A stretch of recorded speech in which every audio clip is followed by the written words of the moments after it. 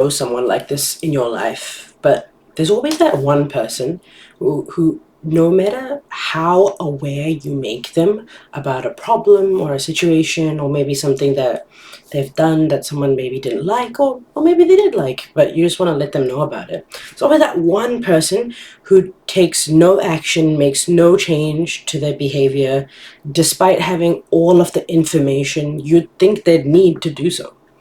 And honestly, if you're watching this, you might be this person. I was once this person. But the point I'm trying to make is that in just by having insight, it doesn't really mean much of anything. Like, I found that often it's the people with the most insight who do the least to actually take and make change. And I feel like the reason why this happens is because we're very governed by our emotions, and it can be really good from time to time, but it can also be extremely dangerous if we're unable to regulate those emotions, and if we're unable to process and understand why we feel the way we feel, and more importantly, what we're going to do about it.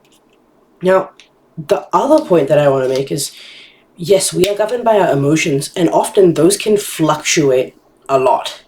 And if they're fluctuating in ways that we don't really understand, um,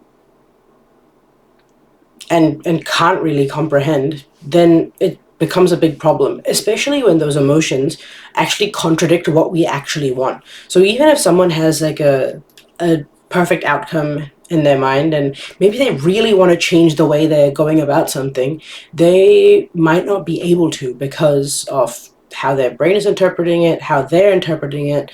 But it's not something that can't, it doesn't have to always stay that way. It can change. It's changed for me, it's changed for a lot of people I know about, and every single day I'm learning something new to create that change. But the the point then kind of just comes becomes like, well, how do you actually kind of change it? And it's yeah, it's tricky. And I think one of the main things here is making sure you're not avoiding discomfort. Because by avoiding the discomfort, and I think especially like in the West,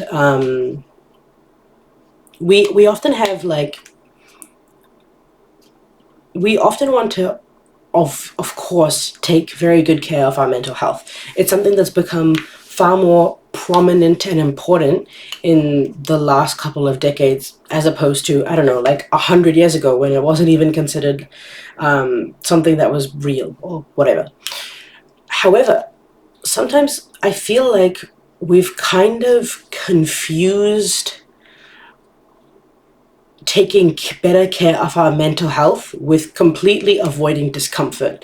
And because we've completely avoided this discomfort, and I'm not saying this is for everyone, but sometimes, because some people have completely avoided the discomfort of going through the changes that they need to go through to get to the other side, to get to the outcome they want, they just never change. And because they don't experience the discomfort, they don't experience the reflection that comes from it, and they don't experience the things, and they don't get the prize, which is like the learnings and the things they take away from those experiences as well.